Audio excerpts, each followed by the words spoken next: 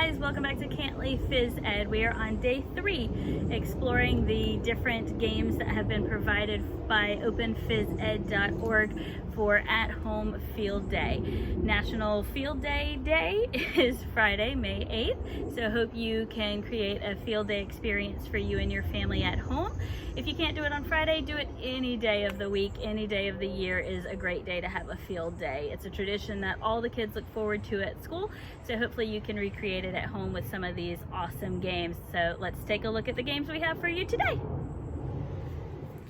So one of the most traditional field day activities is an egg and spoon race, but we don't want to waste any real eggs or make big messes in our yards or in our houses, so why not find another object to use?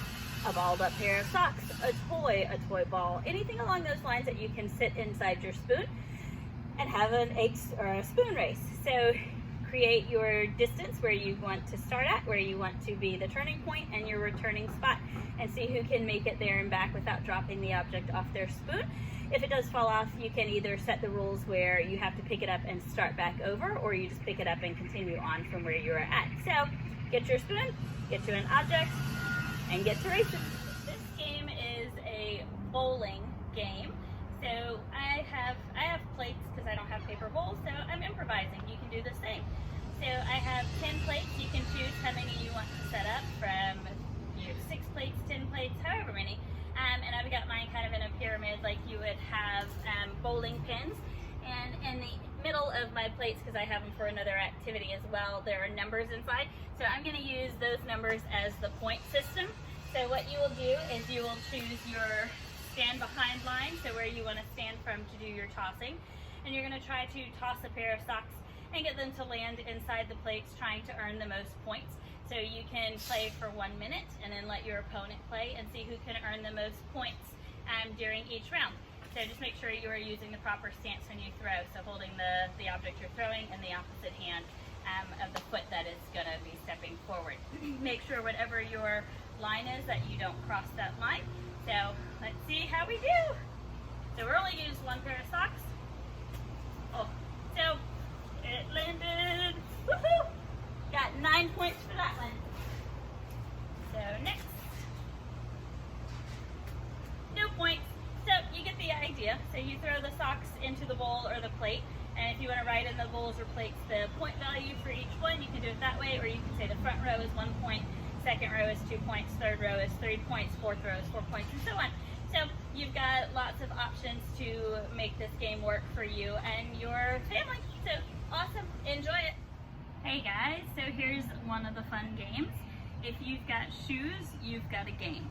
So depending on how many players you have participating in this game will determine how many pairs of shoes you want to have. You want to be able to have at least enough shoes for everyone to have at least five shoes, if not more, to build their shoe tower by the end of the game. So the idea is to make this a race. So you've got two teams or 2 opponents, and they're going to race to collect the shoes, and then they're going to try to build a tower with the shoes. So not only is this a great physical activity game, but it's also a great STEM game, because you have to try to figure out what's the best strategy for building your shoe tower so it's going to stand. It took me about 5 tries to get this one little tower to stand, so it's not as easy as it looks. So you can determine the winner by whose tower is the tallest, whose tower stands the longest, and be creative with it. So you've got lots of options in how to create your tennis shoe race. So tennis shoe tower race. Let's get that right, because you got to have the tower in it, otherwise it's not quite as challenging. So have fun. All right guys, that's it. So you have 3 more games that you've been able to preview for your family field day. Remember, if you go to openphysed.org/National Field Day, you have over 20 games that you can look through, cards that you can print out with instructions, and you get to create a fun, family-friendly field day. That is a mouthful.